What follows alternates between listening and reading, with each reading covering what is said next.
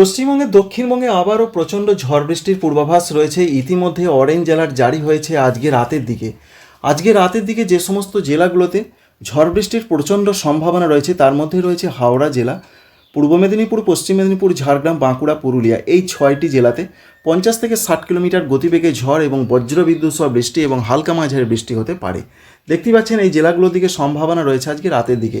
কিন্তু অন্যান্য জেলা পূর্ব বর্ধমান, পশ্চিম বর্ধমান, সঙ্গে রয়েছে নদিয়া, বীরভূম, মুর্শিদাবাদ, এই জেলাগুলোর দিকে হতে পারে, তবে ততটা কিছু হবে না, বিশেষ করে মেদিনীপুরের মতন।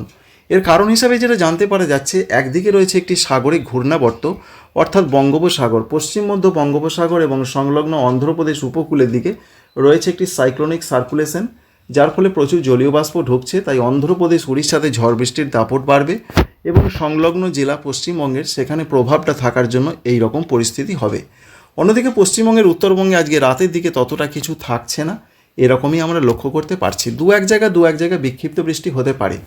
আগামীকাল সকালের দিকেও এই রকম ঝড় বৃষ্টির সম্ভাবনা বেশ কিছুটা থাকবে।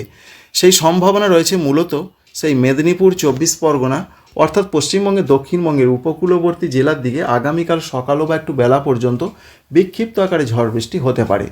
তো অন্যান্য জেলাগুলোর দিকে যেমন বর্ধমান, নদিয়া, বীরভূম, মুর্শিদাবাদ, পুরুলিয়া, পশ্চিম বর্ধমান, এই জেলাগুলোর দিকে ততটা কিছু হবার সম্ভাবনা আগামীকাল সকালের দিকে নেই। আগামীকাল সারাদিনের যা পূর্বাভাস, আবারও বিকাল থেকে রাতের মধ্যে পশ্চিমবঙ্গের দক্ষিণবঙ্গে কোনো জায়গায় বিক্ষিপ্ত হালকা থেকে মাঝারি দু এক জায়গায় বজ্রবিদ্যুৎ সহ বৃষ্টি হতে পারে, বিরাট কিছু নয়। উত্তরবঙ্গের জেলাগুলোতেও সেই খবর রয়েছে। সবথেকে বড় ব্যাপার 8 তারিখের দিকে, কারণ আপনাদের জানিয়েছিলাম যে একটি নতুন করে পশ্চিমী ঝঞ্ঝা 7 তারিখে প্রবেশ করার কথা ছিল, যেটা প্রবেশ করবে 7 তারিখের দিকে।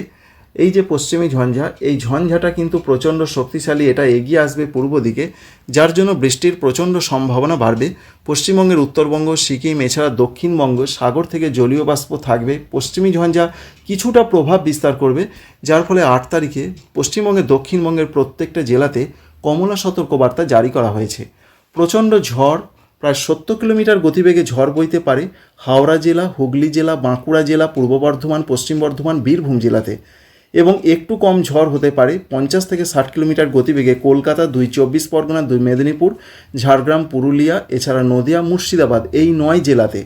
এবং অধিকাংশ জায়গাতেই ঝড় বৃষ্টির সম্ভাবনা রয়েছে মেদিনীপুর সহ বীরভূম, এবং দু এক জায়গায় শিলাবৃষ্টির সম্ভাবনা রয়েছে। পশ্চিমবঙ্গের উত্তরবঙ্গ ঝড় বৃষ্টির সম্ভাবনা আগে বলা হয়েছিল ভারী বৃষ্টি হবে, নতুন আপডেটে বলা হয়েছে যে ঝড় বৃষ্টির সম্ভাবনা বাড়বে। অরেঞ্জ অ্যালার্ট জারি রয়েছে 8 তারিখে। দার্জিলিং, কালিম্পং, জলপাইগুড়ি, কুচবিহার, আলিপুরদুয়ারের অধিকাংশ জায়গায় ঝড় বৃষ্টি হবে 40 থেকে 50 কিলোমিটার গতিবেগে, ঘন্টায় দমকা ঝড় বইতে পারে। তবে দক্ষিণ দিনাজপুর, মালদাতে ঝড়ের গতিবেগ আরও বেশি থাকবে, 50 থেকে 60 কিলোমিটার গতিবেগে। সঙ্গে নিচের দিকের যে জেলা উত্তর দিনাজপুর, দক্ষিণ দিনাজপুর, মালদা হতো হালকা মাঝারি বজ্র বিদ্যুৎ সহ বৃষ্টি হবে। সুতরাং 8 তারিখে দুর্যোগটা সব থেকে বাড়বে পশ্চিমবঙ্গের জেলায়। এবং যেটা আমরা দেখতে পাচ্ছি 8 তারিখ রাতের দিকে ভালো রকম দুর্যোগ হতে পারে। একদিকে রয়েছে পশ্চিমবঙ্গের ক্ষেত্রে দক্ষিণবঙ্গে উত্তর 24 পরগনা, দক্ষিণ 24 পরগনা, নদিয়া, পূর্ব বর্ধমান, হুগলি জেলা, এই জেলাগুলোর দিকে প্রচণ্ড দুর্যোগ হতে পারে। সঙ্গে বাঁকুড়া জেলার দিকে এমন একটা সম্ভাবনা কিন্তু উঠে আসছে।